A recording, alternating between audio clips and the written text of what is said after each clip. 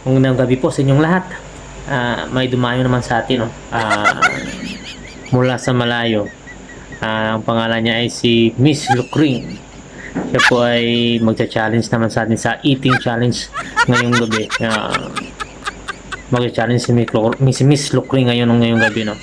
Kaya ngayon po ay simulan na natin ang ating challenge kay Miss Lucring. Pudya ka na! Let's go! 战斧花肉， Ang lakas po ni Miss Lucring, no? For 2.5 minutes dapat maubos po niya ang baboy. Yan po ay simulan po natin.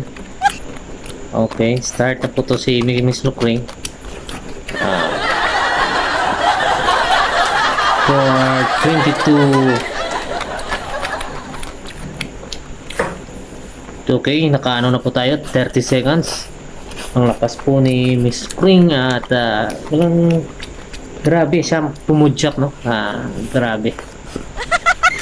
Lafor kung lafor. Grabe ang pudyak ni Miss Lucring. Okay, nandito na po tayo sa 54 seconds. Okay. Time check tayo. 1 minute na po tayo. Yung lakas po ni Mr. Kring. Talagang matibay. Matibay ito, matibay. Lakas kumain. Humataw. Grabe, humataw. Ang lakas, no? Okay, parang papasok na po siya sa atin ng challenge now. Okay, no? 1 minute and 30 seconds na tayo. 1 minute and 30 seconds. Okay. 1 minute and 40 seconds na po tayo. Talagang lakas po. Pasok na po talaga to. Konti na lang. Okay. Si Miss Lucring nagpapasok na po sa ating finals na. 1:53.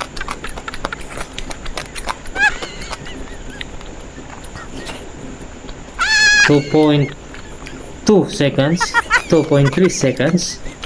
Time check po tayo. Okay, paubos na. Pasok na pasok po si Miss Lucring, no? Pasok na pasok po sa ating challenge.